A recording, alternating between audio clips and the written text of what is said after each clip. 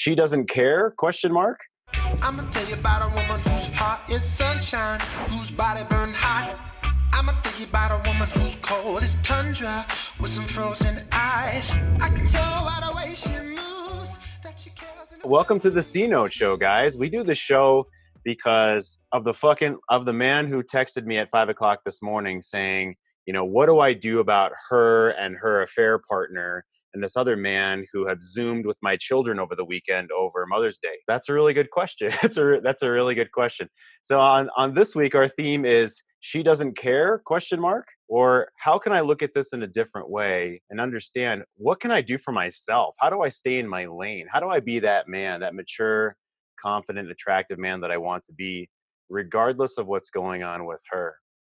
Regardless of what's going on with her. So I want to welcome my amazingly beautiful and talented co-host, Cynthia Cruz. Thank you so much for having me. And it is so good to see all of you. Happy Monday.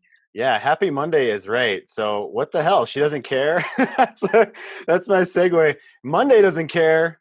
Monday doesn't care. And it seems like she doesn't care. So our question to start us off is, with all that being said, Jeff, in my situation, how do I sit in my lonesome and start facing some really uncomfortable truths instead of worrying about what she is doing? How do I face my own shit and stop worrying about what she's doing and face my own loathsome truths? My truths. Well, we're going to start off with facing a different loathsome truth of a 90 Budweiser commercial, because I just love it. So we're going to say what's up on a Monday. What's up? What's up? Yo, who's that? Yo, pick up the phone. Hello? What's that? What's up? Yo, where's Dookie? Yo, Duke. Yo. What's up? What's that?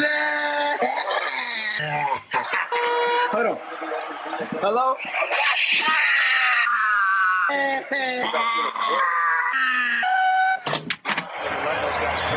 So what's up, B?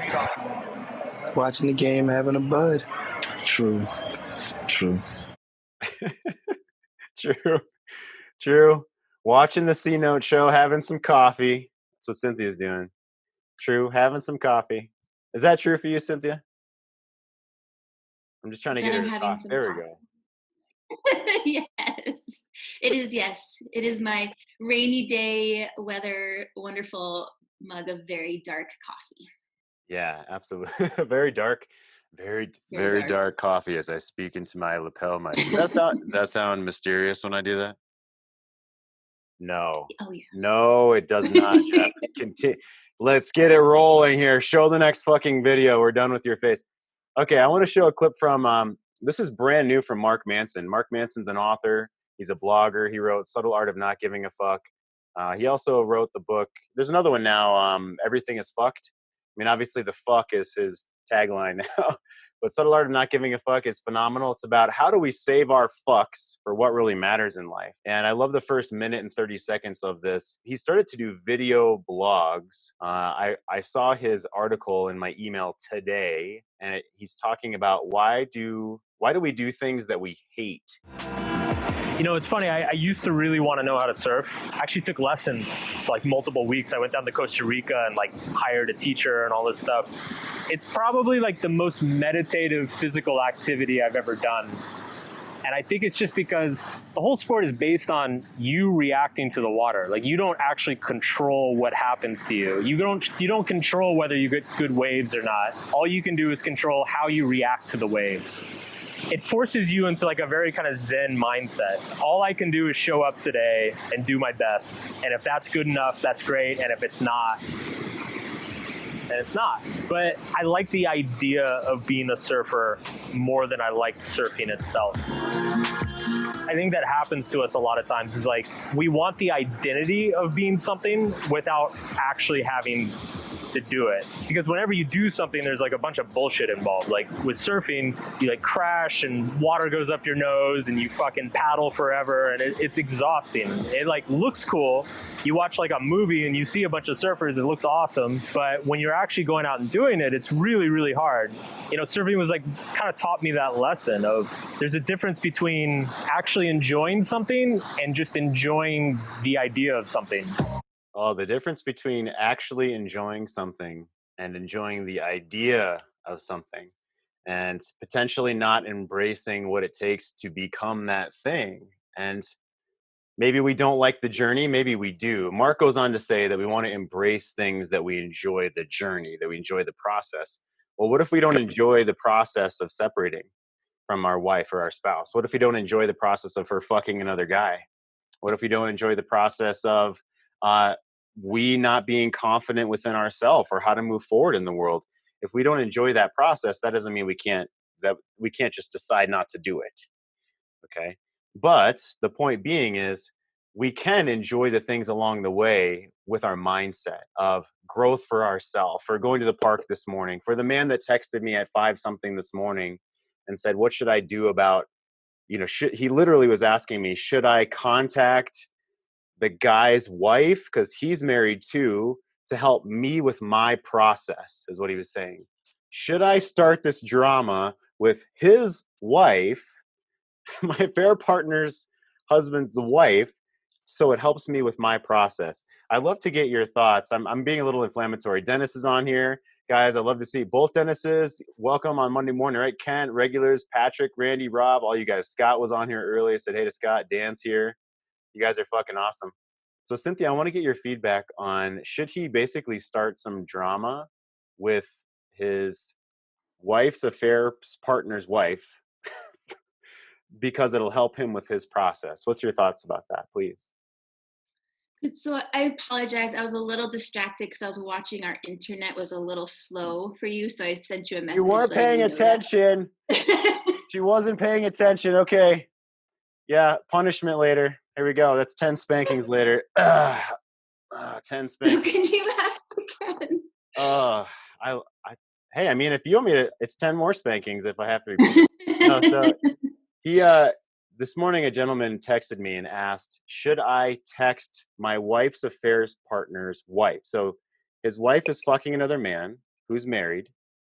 And my client is wondering if he should contact his wife to help him move forward with his own process. That was the question. So what are your thoughts about that? Just shoot them out. There's probably more than one thought there. Aside from the spankings you're going to get later. What are your other thoughts?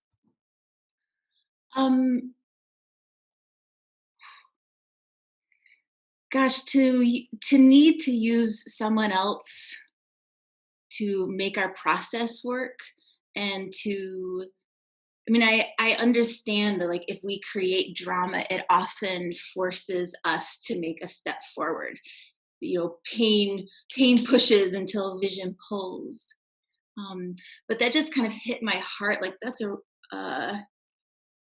and I say this like as a human being who's done the same thing, but it seems like a very a weaker place to be than to kind of be standing in our own selves of, this is something I need to process and work through. So I'm going to use tools, morning tools, exercise, talking to the people who support me to move that forward. That makes my heart go like, oh, that's someone I admire and respect, where the other way just seems like, oh, that is a putting yourself in a lesser place than what you truly are, what you're capable of. Yeah, I love that. Yeah, I see that from a human place that I understand that. So yeah, putting yourself in a lesser place. You're making that choice to do that to yourself if you're going to fall into that drama. Or yeah, Dennis said, fuck no, not worth the drama. Right. So yeah, Dennis Collins is on here too. When he wants to jump in, Dennis, I'd love for you to jump in when you've got some feedback today. He's one of my colleagues and a coach. Yeah. What do you think about, should he contact, the other wife to help him? Little is to be gained by that. You're going to contact somebody who is already angry, most likely. may or may not help you out, may send you in a direction that prevents you from being able to turn something around that, whether you do or don't, we don't know what the future holds. I With my first marriage, she contacted me, but I was already aware. Had I not been aware, I would have not responded very well to that. And I did use since she reached out, to get copies of the phone records, just because what the heck. And those phone records sat in an envelope for 4 or 5 years until I threw them away. Well, good for you. Let's get the phone records. What the heck? Yeah, that's the Evidence. Those are like famous last words, right? Evidence. Yeah. Which doesn't really matter. Yeah, well, that's exactly right. That was my advice to this man this morning was, why bring ourselves into the drama? What do you hope to actually gain from this? And it's being a lack of control of our own selves and our own lives. Meaning, and I lovingly said, I think the third text back to him I said was, with love, get a life for your own self. Get a life within your work, within your family, within your kids, your own morning routine. You have to have a life within yourself. Otherwise, we want to fill it with other drama and other things that we can't control, trying to control things we can't control. Cynthia, I want to bounce it back to you. We're going to start some tools for today. We have an Ester Perel mating in captivity clip from about 8 years ago that I dug up this morning. Phenomenal. It's about a 2-minute clip. We're going to show that a little bit later. We're going to do some hot seat coaching for those that want that today. And we're also going to introduce the boardroom exercise, which is a tool that I use with literally every one of my one-on-one clients. And we're going to introduce that over this week. Last week on the show, your morning kingly plan, right? You can do this on the toilet. So as you sit on your throne for your morning kingly plan, for some reason, number 1 is really small. Let's go ahead and fix that. We don't want anyone to feel inferior here. We're all equal, right?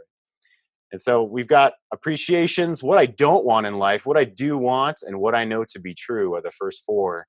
And what I know to be true is that I cannot control another person. I cannot control her. I cannot control her affair partner. I cannot get them to help me speed up my process, is what he was basically hoping for and reaching for. And down for number 8 here is the boardroom, which is how we process a lot of these things. And I said that we would get to that today because it was basically impossible for us to get to that last week. Simply within the time frame we had last week. This show develops, guys. This is us bringing you cutting edge tools that we use, that Cynthia and I use professionally with our one-on-one clients every single day in our group coaching programs, in our forum, Great Men Move Mountains private Facebook group, which most men on here are in already. And if you're not, you can certainly request to be in there by going to our website, greatmenmovemountains.com/C-note, and either post a question for this show or request to be in our private Facebook group. So Cynthia, I want to circle around to the morning routine and how this man, if you were using this as a tool right this moment, and this man texted you this morning, I got to, what do you know to be true? And so how would you approach these first 4 steps for him? And for the man that's on the show right now thinking, that's all great, Jeff, but I keep just going back into the monkey mind. It's Monday morning. I've been kind of avoiding things for the weekend, not really thinking about them, and they're kind of crashing. The waves are crashing into the rocks right now, and I'm feeling really out of sorts here. So how would you walk that man forward in your own self and using, our tool here, please? Yeah, well, I would first say that this tool is something that requires persistence and changing our mindset and our experience of things when something is so hard and hitting us so hard is really impossible in just a 1-day experience or a 1-week experience. But that these tools, when you use them over time, really can change your perspective and how you're feeling. So that first of appreciation is just a what I know this part of his life is not going awesome, but what parts of his life are going well. And it's not, gratitude and appreciation isn't for the purpose of going stuffing down and not looking at the tough stuff. It's just putting in a little bit of energy and uplift for what is going well, because that's building a platform for our rocket ship of a different way to do things. And then along that line of, I am a full believer.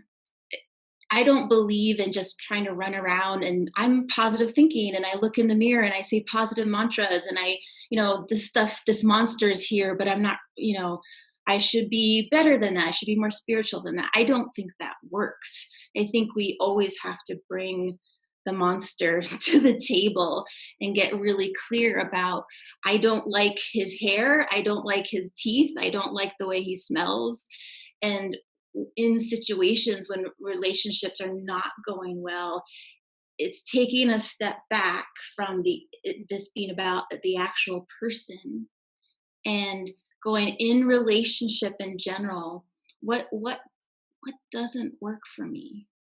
I'm allowed to identify what is not okay with something I don't want. And the gift in that, as hard as that can be, is to really then go to the opposite. And what is the exact opposite? What do I want? And this can be a really tough transition if we are ardently clinging on to this relationship has to be with a particular person. When we can step back and give it space of, this is what I want in a relationship, separate from who this person is and whether they can give it, that's where the true incredible power and owning of the self comes from. Beautiful, Cynthia. Thank you. I want to open up, guys, to someone who wants to come on and share. I'm really having a tough time owning what I don't want or owning what I do want today. I mean, it's Monday. I want to get you guys talking. So either raise your hand or go ahead and unmute yourself right now and share with us something that you're feeling stuck on today. And we don't have to necessarily fix it for you guys. This is for you to have a forum as well. Sometimes just sharing it is the best thing. So if you want to share something that you feel stuck on or a question that you have, unmute yourself right now or raise your hand. You can also post a question in the chat if you don't want your video or your likeness on here. So Dennis, you unmuted yourself. Go ahead. Good morning.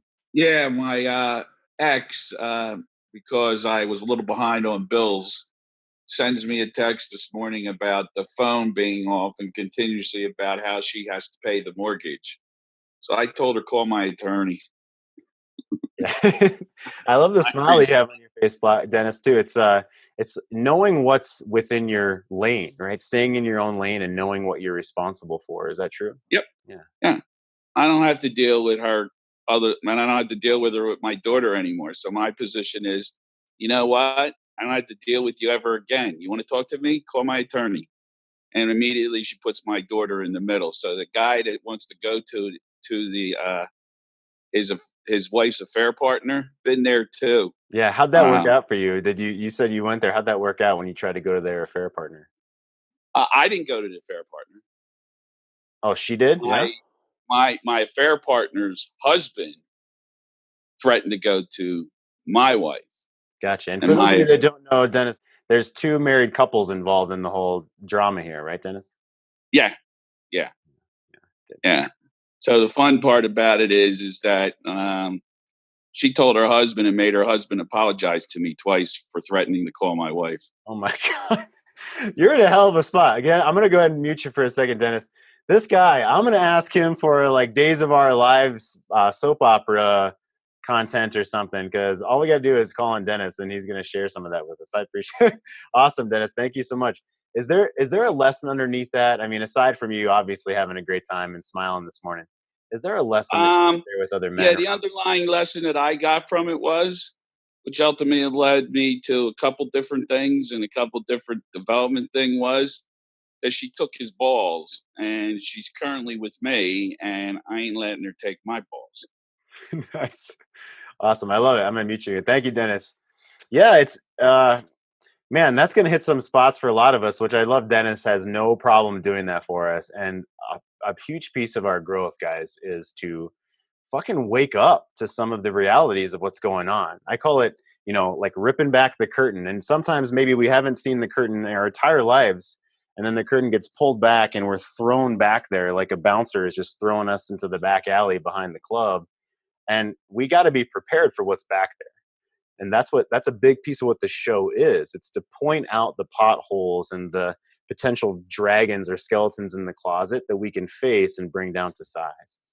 I love that. So Dennis, thank you so much. So Scott, I'm going to call on you next. Scott, you got your hand up. Go for it, buddy. I did the same thing. I thought about contacting. I was doing some Facebook stalking and Instagram stalking. Hey, but I'm glad I didn't. But it was definitely on my mind, and I can understand anybody that has that thought, because it just seems like you're going to magically make everything better by confrontation. But I don't think so. Never. I'm glad I didn't. That's it, basically. Did you try? I know you shared some of your story before, but just real quick, Wait, sorry. what have you tried as far as confrontation didn't work out well for you? No, I mean, like confronting her for sure, but I didn't ever confront anybody on the other side. So, like I said, thought about it, didn't, and happy I didn't. Gotcha. Awesome. Thanks. I'm gonna go ahead and mute you again. I think you got. I know you're with your kiddos, and I don't know if that was throwing off the internet signal there. It's like, oh my God, you're in front of your children. Don't share. Yeah, Scott, I love it. And for those of you that haven't seen Scott's story, he really opened up last week on this show. And go back and look at some highlights there. Cynthia, what's your feedback? What have you experienced in your own life, possibly either with men in your life in the past? Cynthia and I have met in our late 30s, and we've shared some of our life and our relationship on here in a vulnerable way to help model some of these conflicts that we have or difficult things in relationship we have. So we talk about our past relationships sometime. So Cynthia, what's been an experience in the past when maybe you or the man dug into a place where he shouldn't be, or tried to take responsibility for a place that wasn't really appropriate, either on your side or on his side, and it kind of backfired? You think of a spot like that in your life when that's happened? On the spot. She's on the spot now. Let's see. She's going to come up with something. So actually, even this is vulnerable to say, I even have a previous partner of mine who is, an incredibly good, wonderful man. Still at times he sends a message just kind of saying like, hey, just wanted to see how you were doing and share his life. And hey, and he's even said to me, oh, I'd love to meet, you and Jeff for dinner and things like that. And I find I could appreciate his care and consideration so much.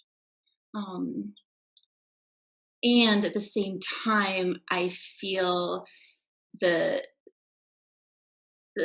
pain that's behind that, and the loss in himself, where he isn't standing fully in his own life with his purpose and his passion and what he loves and his high regard for himself. So obviously I don't find that attractive, because I don't find that attractive anyways. And I'm also in a relationship that is it's my champion soulmate. It's the guttural, wonderful, impactful relationship I've always wanted. And his reaching out in that way just feels like from a weak place and looking to try to fill a hole in his bucket. And it doesn't feel powerful to me. Yeah, that's a great segue into one of our other questions of the day today. Questions of the day. So this one, the gentleman says, I'm working a lot now on changing my mindset from a scarcity mindset to an abundance mindset and staying there. this is where I have some trouble putting myself first because I think I'm not good enough. Or why should I have this success over someone else having the success? This has affected many things in my life, including my relationships, career, money, fitness, and many other areas. I seem to go between the two extremes of a scarcity mindset and an abundance mindset, and putting himself first and believing that he deserves this. Believing that he deserves this. So, Cynthia, I want to bounce this back to you again. If a man comes to you and he says, for instance, why is she acting this way? That's our theme of this week is, doesn't she care? Why is she acting this way? And, fuck it. Maybe I should just give her everything or kind of give up. It's not about me. I just want to give her everything that she wants. Dennis would say, fuck, that guy lost his balls a long time ago. So, so why care about my own self? Why have these goals for my own self, even if I'm in the middle of this incredible emotional storm? Why does that matter so much to have an abundance mindset, like we say?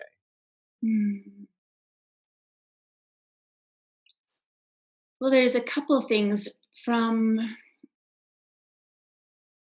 a person place, a human being place. We all have, purpose, and that is important for the world. And anytime we're in an interaction with other people where we would put aside our strengths, what we deeply want, and how we give to the world just because they're in a storm or they want something different, that's painful because it's taking away.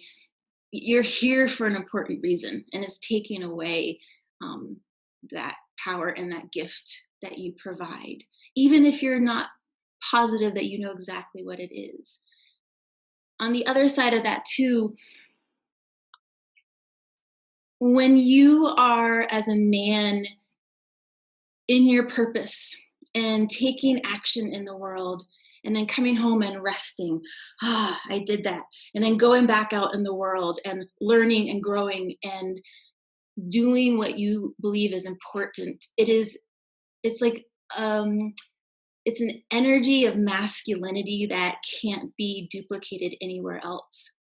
And so anytime you might say, I should stay home and I should do this for her, make sure that she's okay, or she's complaining about the house, so I need to clean that for her. You're actually reducing that masculine energy and power. That is the thing that attracts her to you. That's what the feminine is pulled toward. And the dynamic, I was listening to Alison Armstrong this morning. She says, that man tampers him down, he tampers down his energy, and then the woman goes, fuck, I need to now be the strong, masculine energy because it's not existing so much in this relationship. And then she gets wrapped up in that energy and then loses trust and is set on her path and doesn't want to meet you where you're at. Oh my gosh.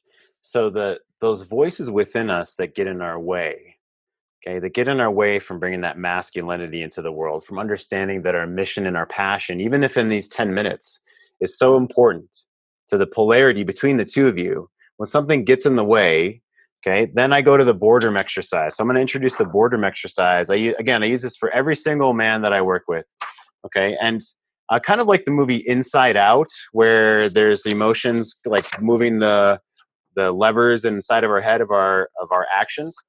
This is similar but not the same, meaning that the seats around the boardroom are not in control. We are in control. So here's our boardroom, and we're going to walk in as the CEO, and there's going to be seats around this boardroom of some persona that pop their head up from time to time.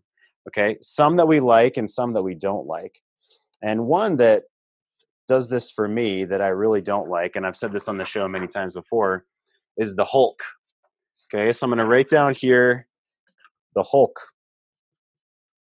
And he's the angry part of me that can bust himself out if I have, let's say, a nice guy covert contract not go my way. Okay, or I have expectations not go my way. And Dan Dorer reminded us that from AA, there's a saying is that expectations are premeditated resentments. I thought that was really cool. Expectations are premeditated resentments. You hear that from AA. And so the Hulk over here is expecting her to be, logical like a man and follow through like a man and do everything like a man would do, because the Hulk doesn't know any different. Hulk smash. Hulk smash, that's about all he knows.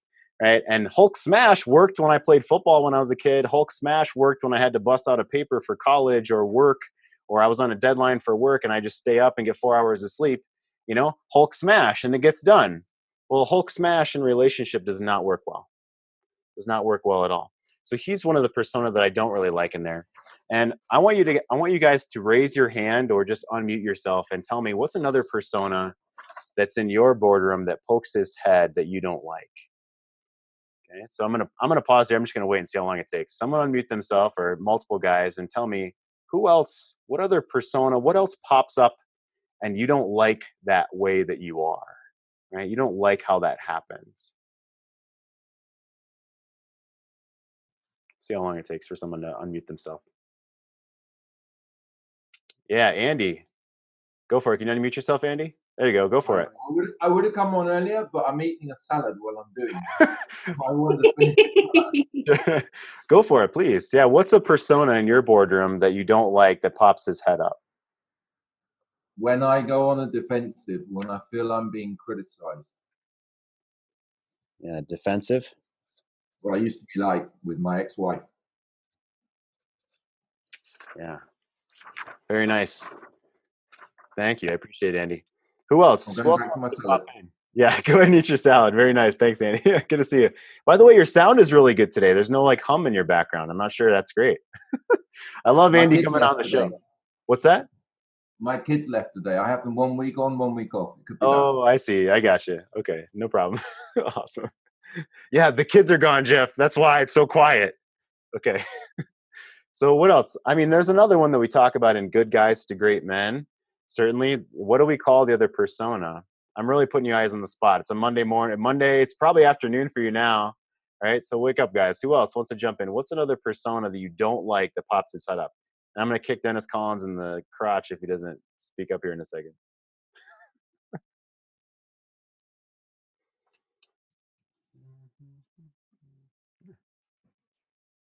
Shame. I was going to say shame too. Yeah. Keep that going. Embarrassed, not feeling enough, the shame of whether it's the situation or the past often. Yeah. Shame of even just the situation or the past, you said? Mm-hmm. Thank you, Dennis. I appreciate it. Yeah, Chris. I didn't want to get kicked in the crotch. You don't want that because you're right across the desk from me. I'll just reach over there and bam. Chris, I believe I unmuted you just now. Go ahead and jump in. Yeah, I was just going to say shame myself, same exact time you rang in. So, do you have something right this moment that's poking itself up around shame, or that's just kind of a go-to? No, I mean, I did a lot of reading and learning around shame. So I really worked through a lot. Like I felt that way. So no, it just came to my mind. That's something I know they talk about a lot in the group. So it came up. Yeah. That would be again like yours is anger and the Hulk. And again, I get defensive as well. So as soon as I feel like I'm being attacked, I get instantly on the defensive. So that was one thing as well. Gotcha. So kind of hit all my. Yeah. Thanks. Definitely. Yeah. Thank you, Chris. I appreciate it. I'll go to meet you. Cynthia, how about you? What is a persona that and maybe there's one already here, right? So we got anger, defensiveness, shame. What's another trigger place that you go into, or something that may be hard for you to deal with in that moment and you need to go process otherwise? That's what the boardroom is. Thank you for asking. The thing that pops me out of feminine energy the quickest is that feeling of not being good enough, not doing a good enough job, and failing. in my own processing, I've even found out that there's things that come in that oh, that means I'm failing. I'm failing as a woman. Um, I'm not meeting a standard or a certain persona in this world, and that must mean there's something wrong with me. Mm, wow. Yeah, I'm not meeting a perceived standard that I'm probably putting on myself, right? And that I feel like I'm not meeting a standard that maybe I put the bar way too high, or maybe I don't have perspective on it, or maybe it's true. We don't know. That's the scary part. We don't know. So I feel like I'm not good enough. And like you said, Cynthia, that pops you right out of your feminine. I want to make sure you're unmuted. That I'm not good enough.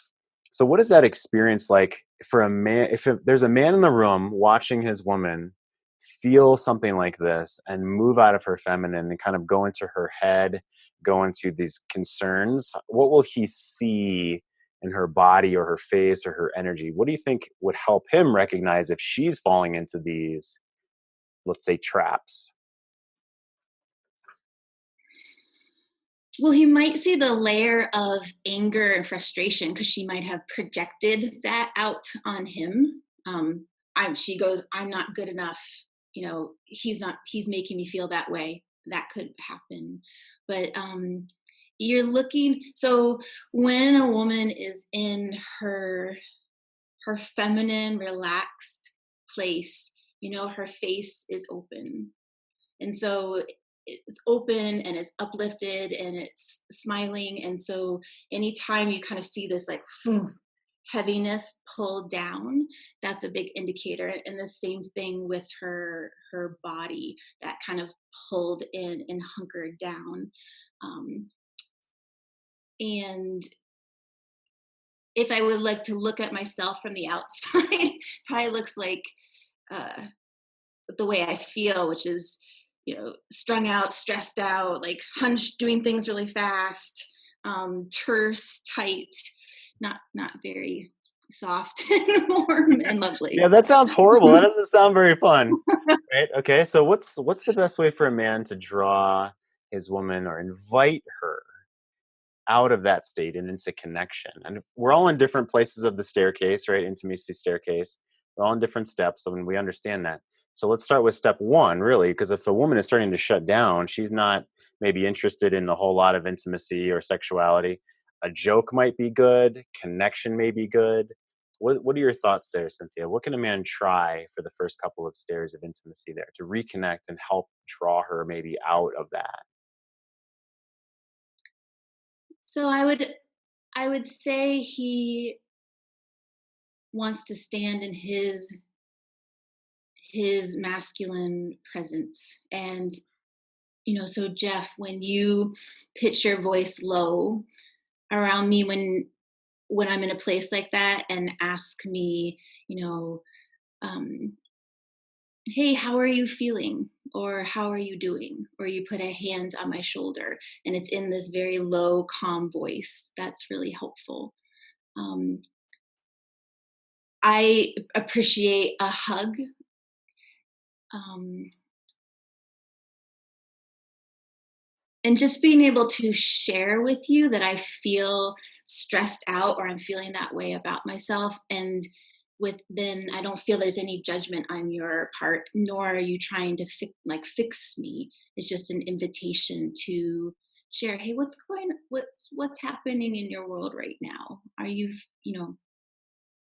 what would you like me to know? I think is probably the most powerful one. Mm, mm. What would you like? What would you like me to know? Maybe not like that. It's like that's creepy. What would you like me? Yeah. So what would you like me to And know? that's helpful, because if her brain is like spaghetti and her one point over here is going, oh, I'm not good enough, I feel like a failure, it's not going to stay in that one compartment, in that one experience in her mind. It's now going to send out little electric shocks to this area of her life, her career, her motherhood, her body, her relationship with her mother, and it's all going to start vibrating with that. So you inviting just, hey, what would you like me to know about that, is like I can share how this is touching in on this part of my life, this part, and this part. Beautiful. Awesome. I want to share from the chat too that so Brett said a woman may have downcast eyes or angry eyes. Maybe Brett can somewhat come on the show one day and show us angry eyes. Usually Brett doesn't have his video on, so maybe he can do that for us or take a Does screenshot that someday. go along with the song? Yeah, exactly. Yeah. He says the eyes say a lot about a person's state, right? And Dennis Collins also says, I want to give you here, come here. I want to give you a hug. And so he's leading, he's setting the tone and taking the lead, as Robert Glover would say. And if she doesn't want to, that's fine. Robert Glover would say, you allow her to set the pace, but you take the lead and you set the tone. So that's, come here, I want to give you a hug. And so the tone is, I'm just here to be there with you. And I'm not trying to fix it. I'm not trying to shame you. I'm not trying to intellectualize. It's just, I want to be there for you. In that vein, I want to show 2 minutes of Ester Perel's Mating in Captivity. It's a 30-minute presentation from about 8 years ago. You can find this online. I'll put the link in our chat here on the show. So yeah, that's some bonuses for being here live on the show. You get links in the chat. You're going to get music at the end, which I have to cut out because of copyright. I cultivate, Cynthia and I curate and cultivate this entire show for you guys. So here we go. It's 2 minutes it's about 6.5 minutes into Ester Perel's talk. And this is about the difference between just being alive and actually thriving in the world and thriving within our relationship.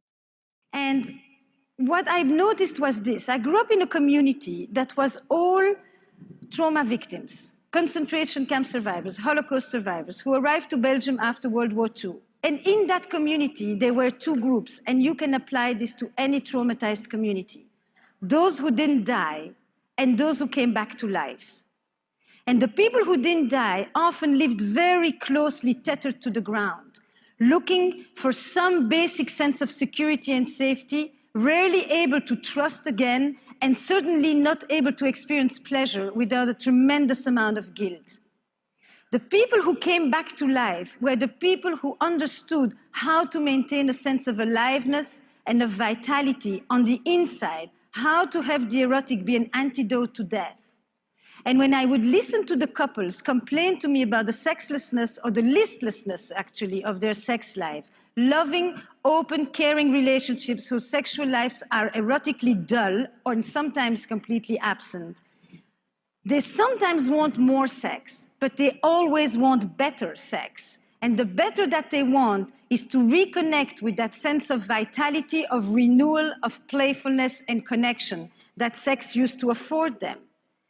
So that is what I work on when I work on sexuality, is people's ability to release themselves from the grip of their defenses and to be able to experience pleasure. And to experience pleasure and connection, one needs to have a basic sense of self-worth, which says, I am lovable, a basic sense of sexual self-esteem, which says, I am desirable, and then, therefore, an ability to communicate sexually and to be able to express one's wishes and likes and dislikes, and then to be able to have an engaged, intimate connection with the partner. I'm lovable, I'm desirable, and I deserve those things in my life. A basic sexual self-confidence, as she calls it. Cynthia, give us some feedback on. She then goes on to say it's like a kid in a candy store knowing what kind of candy they want. It's like, I want that. That's what I want. And knowing and having that bit of a selfish attitude just to understand, where are my roots? What do I want in this world? And knowing that. Now, we don't have to act like a child in a candy store, because we're hopefully grown men now and we're doing this work. We're understanding the tools and mindsets and perspective that we bring here on the C Note show. But what does that feel like for you when a man knows that's what I want? What does that feel like for you in your body as a woman? That feels amazing.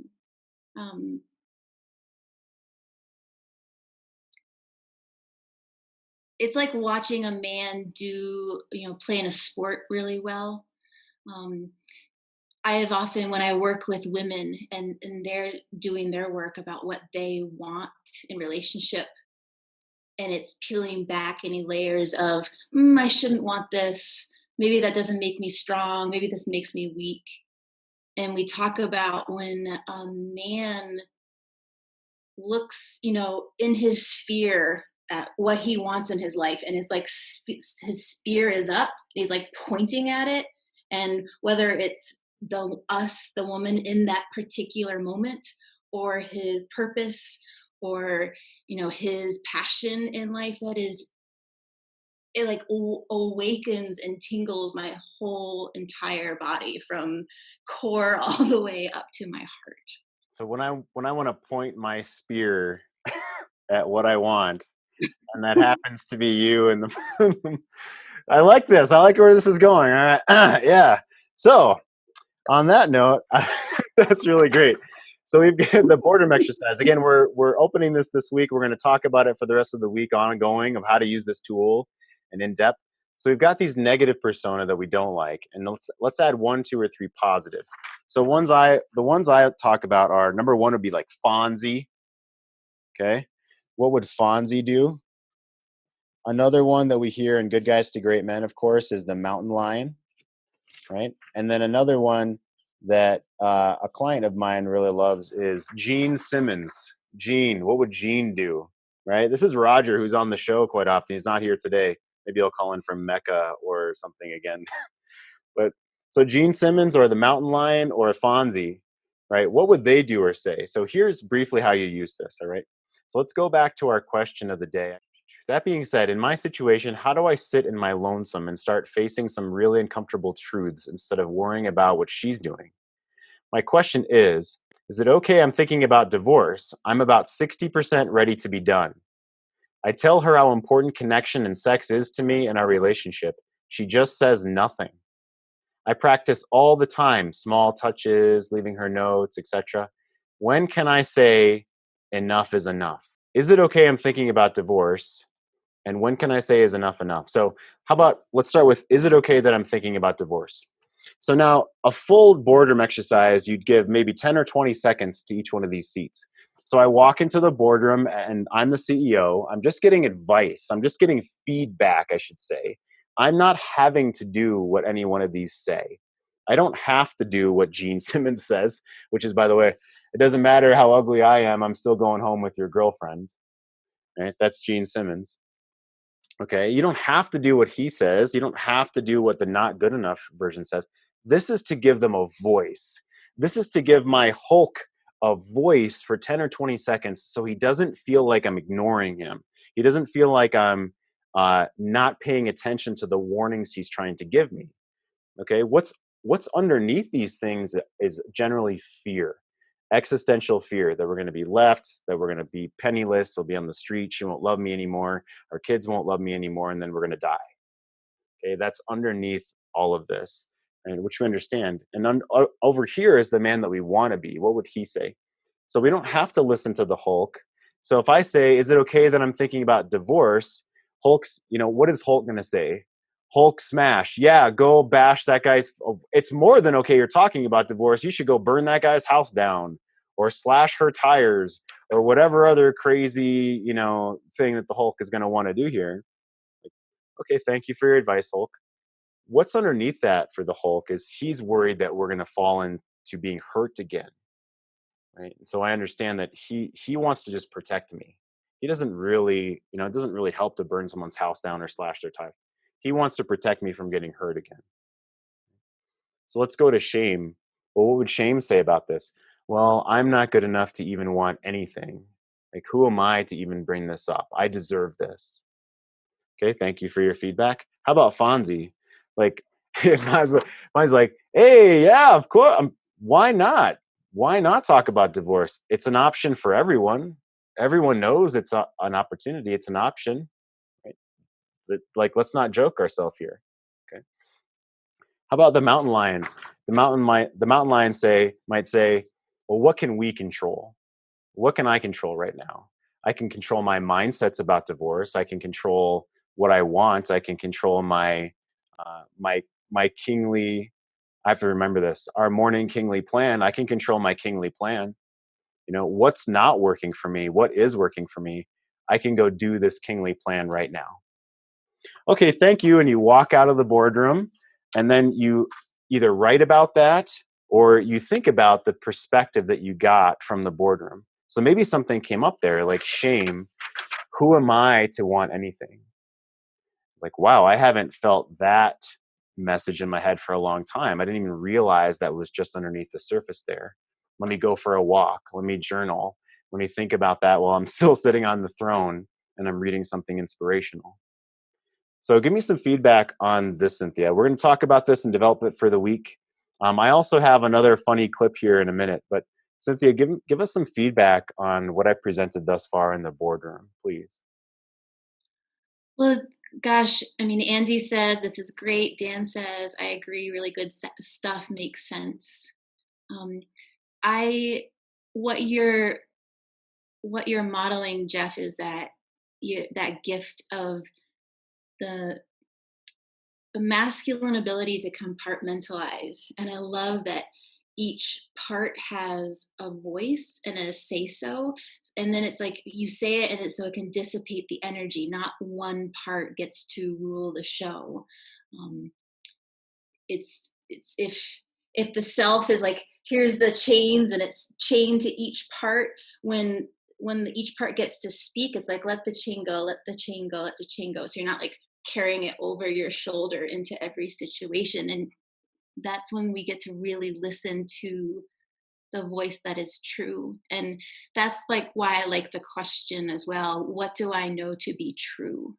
And if I'm in a moment of self-doubt and even going, man, I feel like I'm a failure right now, and then saying, hey, well, what do I know to be true about myself? All these negative voices can still be out there, but there's always a core knowing when I ask that is truth, and who I am as a person and why I'm here. Mm. Yeah, getting in touch with that core knowing is a piece of this too. Okay, so maybe the mountain lion is our own core knowing, and going and asking the mountain lion to give us a couple of sentences that we can then leave and consider or think about starts to tap us into what do we know. So if we come to the place of, well, I don't know, and my mission is I want to know, I want to learn how to know, we want to go in and ask a couple of the maybe negative persona and one or two end with the one or two positive persona before you leave the room, to start touching into those depths and springboard up out of the depths. Okay, so we want to acknowledge the difficulties, not trying to fix it, we're not arguing with them, we're not debating them, we're just allowing them to have the voice that they want to have and that they will always have. Okay, they're always going to be there. They can feel heard and understood, or they can feel ignored and shunned. And whatever we ignore and shun and send down to the basement goes down there and lifts weights and comes back angrier and stronger. You know, Hulk smash is going to be real powerful if I've been ignoring him for years. He's going to come back like, I want to be heard, and it's going to come out into he's going to grab the wheel of the bus and drive. And I don't want that. I want him to feel heard and understood. That's the point of this. So Andy, please, yeah, you raised your hand. I'd love for you to jump in. Can you unmute yourself? Yeah, go for it. Yeah, Jeff, I just want to say that's amazing what you're saying, and I think it's really important. I was in therapy for a year, and one thing I learned was exactly what you're saying.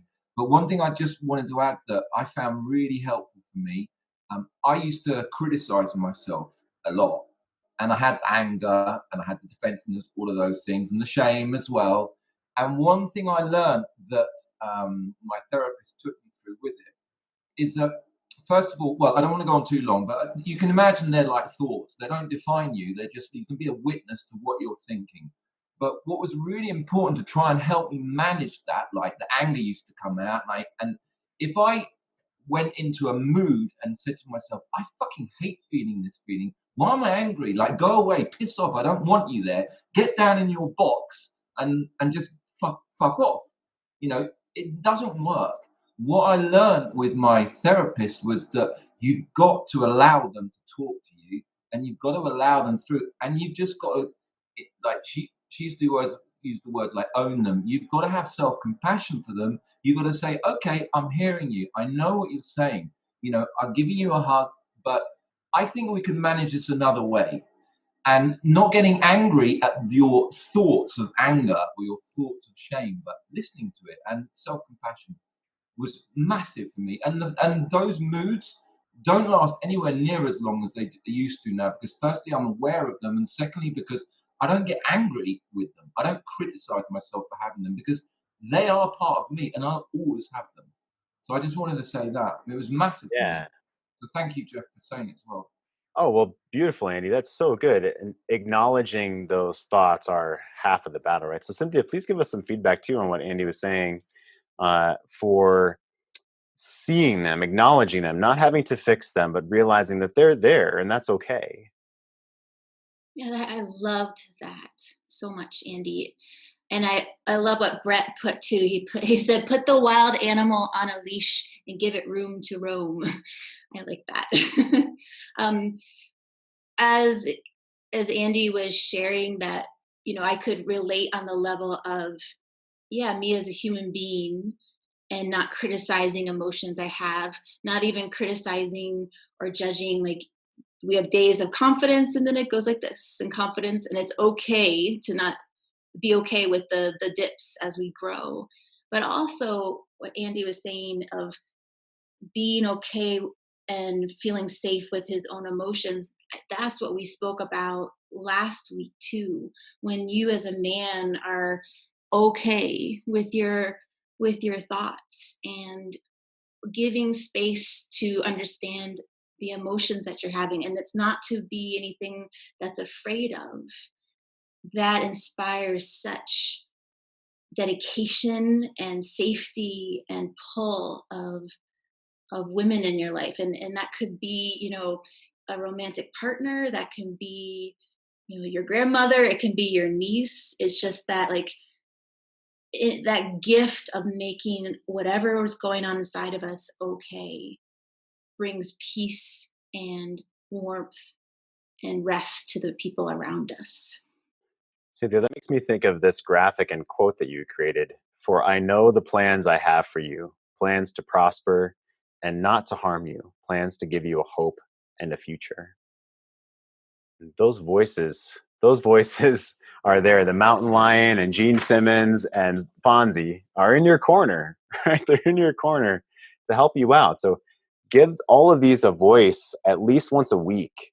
10 or 20 seconds 10 or 20 seconds a pop for each seat. You're not trying to fix them. You're not negotiating. You take that and you step away and you bring that knowledge into your life. Write about it, journal about it, meditate on it if you need. So I love that. And I want to ask. So I'm going to ask Dennis Collins to watch this next video and give me some feedback on what would Gene Simmons do. I've got a funny clip from a European ad. It's 30 seconds or so. And I want Dennis Collins to tell me what would he do and what would Gene Simmons do after this ad. Watch this.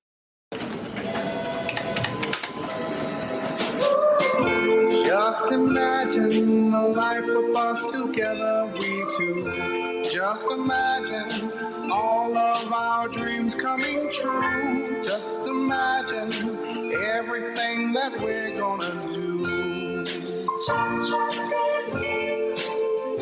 Yeah, just imagine every day it's just me and you. Just imagine the sky that would always be blue. So Dennis, at the end, when you're eating a banana in front of another man eating a banana, what would you do? First off, I would break it off in pieces instead of eating. The reason I started laughing, besides that it was so funny, is that was a topic of discussion with my friend yesterday, and she even sent a little meme about how women have to eat bananas differently when men are around. No kidding. Oh man. Yeah, I mean, it was the timing of that is disturbing because that was quite funny conversation. Scott Burns says don't use teeth. That's a good start. Never look a man in the eyes when eating a banana. That's a good rule of thumb. Again, like I said, breaking off the piece so that you don't have to actually take a bite like that is a good thing. Okay, so what would Gene Simmons do? What would Gene Simmons do? His tongue would have come so far out of his mouth. And one of those women would have said, I'm free tonight if you. Yeah, exactly. Thank you, Dennis. Beautiful. Cynthia. So Cynthia, on that note, how do you eat a banana? No, let's save that for tomorrow's show. We're going to develop the boardroom exercise. I'm not going to get rid of our question of the day because we're not done with it. We've still got tools. We've got a ton of stuff ready for the rest of the week. I want Cynthia to honor our men here and say goodbye. Yeah, well, thank you for the bananas, and I really appreciate what you all shared with the boardroom exercise. It's such a gift to hear your depth. It's such a gift to take what's deep in me and share perspective in return of what women work through. And you are phenomenal human beings, and already you have such a gift that you give to the world just in this forum, and I'm so excited to hear more about how you do that in the larger world. So thank you so much. Yes, thank you, gentlemen. Absolutely. For every one of you being here from all around the world, we've got literally every continent except for Antarctica, I believe. Yeah. And so that's phenomenal. I'll let you know when Antarctica comes into play. We'll just assume that one's not in there. And so this is phenomenal, guys. We love doing this show. Cynthia and I love curating these clips. We do that. We look at these things and research because we love to do it. And so we bring it to you. It just brings joy into our lives. It's phenomenal. So Dennis Collins, thanks for being on. Andy, everybody else that popped in, absolutely love you guys. And, we'll see you tomorrow at 11 a.m. If you don't have our free audiobook yet, we released it 8 days ago. And you can go to our website, greatmenmovemountains.com/free audiobook. And there's a free PDF accompaniment with that as well that Cynthia created. It's a 13-page ebook that goes along with it as well. And yeah, Dennis, what's up? Go for it. They're nuts if they don't go get that book. I listened to it before we did our podcast. Guys, you need to download that, listen to it. It had some gold in there that they should be charging you for. So it was just impressive as hell. Oh, Dennis, thank you so much, man. That was really awesome. Fantastic. Dennis and I did a podcast yesterday for his manoflegacy.org, and I'm always happy to promote Dennis. He and I are colleagues. We work shoulder to shoulder. We've done men's retreats together. It's phenomenal. So the tribe that we have here, guys, and the guests that we bring on the show, and of course, we all love Cynthia being on here every day with her feminine perspective, and she and I coach men one-on-one as well together. She and I do as well. So that just brings an amazing 1-2 punch. If you're curious about that, you can contact us directly. You can go to our website for that as well. And Dennis and I have retreats. We got deep sea fishing we're planning for October, looking at in the Keys or down on the tip of Florida at some point. So Dennis, when I point my spear at you, when I point my spear of the tip of Florida, it points toward deep sea fishing. That's deep sea fishing. Deep sea fishing. Okay. And then we do an advanced pistol retreat in March as well, where we do advanced pistol defense training. Along with men's work and connection and amazing. So tons of stuff, guys. We'll talk about that ongoing. So Cynthia, Dennis says, keep the tip away. Well, next time I eat a banana, I'm going to think about you, Dennis. Oh. So Cynthia, let's say goodbye one more time. I thank you so much. I'ma tell you about a woman who's cold as tundra with some frozen eyes. I can tell by the way she moves that she can't.